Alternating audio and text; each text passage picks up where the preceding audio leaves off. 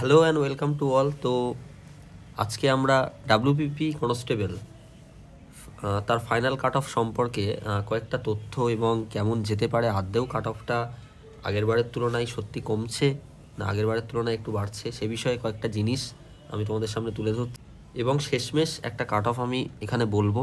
এবং তার আগে অবশ্যই কয়েকটা বিষয়, যে বিষয়গুলোর ওপরে অবশ্যই কাট অফ ডিপেন্ড করছে বর্তমানে, সেই বিষয়গুলো আমি একটু দেখে নিই। প্রথমে হচ্ছে কোশ্চেন লেভেল। তো কোশ্চেন লেভেল কিন্তু যেটা ইদানিং যে ইদানিং বলতে এখন বর্তমানে ট্রেন্ড তোমরা জানো, যে কোনো পরীক্ষার কোশ্চেন কিন্তু বেশ ভালো হচ্ছে, ঠিক আছে। তো কোশ্চেন লেভেল কিন্তু বর্তমানে মানে যেটা ছিল সেটা কিন্তু মডারেট আমার মনে হচ্ছে। আমি কোশ্চেনটা দেখেছি অনেকবার, তো দেখে মনে হলো সেটা মডারেট আগের বারের তুলনায়। আচ্ছা, ইন্টারভিউ কল মানে হচ্ছে পিএমটি এবং পিইটি, এটা জানো তোমরা হয়ে গেছে এবং বর্তমানে কিন্তু ইন্টারভিউ চলছে এক্সামটার। তো সেখানে কিন্তু প্রায় দ্বিগুণ পড়ে আছে বলতে এটাই যে আম, এটা একটা সূত্র থেকে জানা গেছে বা বিভিন্ন জায়গায় ঘুরছে, তোমরা হয়তো দেখেওছো অনেকে, যে টোটাল মেল ক্যান্ডিডেট কিন্তু পিএমটি এবং পিইটি পাস করেছে প্রায় কিন্তু 15 থেকে 16 হাজার মতো, ঠিক আছে। আর ফিমেল ক্যান্ডিডেট কিন্তু পাস করেছে 4300, এরকম একটা ফিমেল ক্যান্ডিডেট কিন্তু পাস করেছে। তার রেসপেক্টে কিন্তু ভ্যাকেন্সি যেটা আছে সেটা হচ্ছে মেলদের জন্য 8,000, ফিমেলদের জন্য কিন্তু 3,500, এর একটু বেশি হয়তো হবে। তো তুমি যদি দেখো তাহলে কিন্তু এক্স্যাক্ট মেলদের জন্য কিন্তু দ্বিগুণ কিন্তু ক্যান্ডিডেট পড়ে আছে, আর ফিমেলদের জন্য কিন্তু দ্বিগুণের থেকে বেশ অনেকটাই ক্যান্ডিডেট কম পড়ে আছে। মানে ফিমেল যারা পড়ে আছো তারা প্রায়ই বেশিরভাগ জনই কিন্তু চাকরি পাবে, ঠিক আছে, 2/3 চাকরি পেয়ে যাবে। আচ্ছা, কোশ্চেন ফল্ট, এখানে আরও একটা খুব গুরুত্বপূর্ণ ব্যাপার হয়েছিল। তোমরা জানো যে 3টে কোশ্চেন কিন্তু ফল্ট এসেছিল এবং টোটাল যে 85, মানে প্রিলিমিনারি যে প্রাইমারি লেভেলে যে এক্সাম 85, সেখান থেকে কিন্তু মেরিট লিস্ট হয় বা মেরিট লিস্টে যায় সেই নাম্বারটা, এবং সেখানে কিন্তু আউট অফ 83 এটা কিন্তু 82 কিন্তু কাউন্ট হচ্ছে, ঠিক আছে। মানে 3টে কোশ্চেন কিন্তু বাতিল হয়েছে।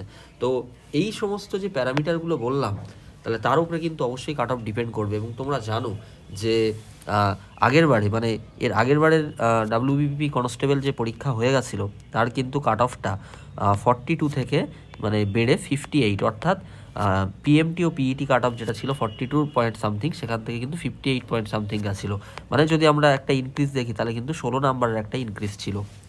তো সেই অনুযায়ী যদি আমরা এবছর বলি তাহলে এবছরে কিন্তু কাট অফটা তুমি গেছে 48 পয়েন্ট সামথিং ইউআর বা জেনারেল ক্যান্ডিডেটের জন্য কিন্তু 48 পয়েন্ট সামথিং গেছে। তো সেখান থেকে আমার মনে হচ্ছে যে এবারে কাট অফ মানে একেবারে যে 16 নাম্বারের গ্যাপ হবে এক্স্যাক্টলি তেমন না, তার কারণ আগের থেকে দেখলে যে কাট অফটা একটু বেড়ে গেছে, ঠিক আছে, বিভিন্ন বিষয়ের জন্য।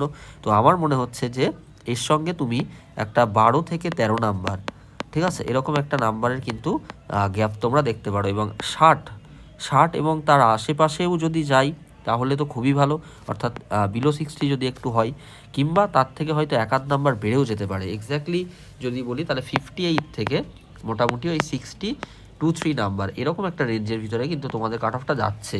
একেবারে কিন্তু কাট অফ কমবে না, আর অবশ্যই আগের বারে যে 58 কাট অফ গেছিলো তার থেকে কিন্তু কাট অফটা হালকা একটু বেড়ে যাবে, ঠিক আছে। আর অন্যান্য যে ক্যাটাগরিতে তোমরা আছো সেই ক্যাটাগরির কথা যদি আমি বলি তাহলে ওবিসি এ সেটা কিন্তু ওই 55-এর আশেপাশে যেতে পারে, ঠিক আছে। তারপরে ওবিসি বি কিন্তু ওই একই রকমই ধরে নাও, এখন কাট অফ জানো ওবিসি এবি সেম হচ্ছে, ঠিক আছে। এসসির কাট অফ সেটা কিন্তু ওই 53 তার আশেপাশে যেতে পারে। এসটির কাট অফ কিন্তু ওই 45-এর আশেপাশে যেতে পারে, ঠিক আছে।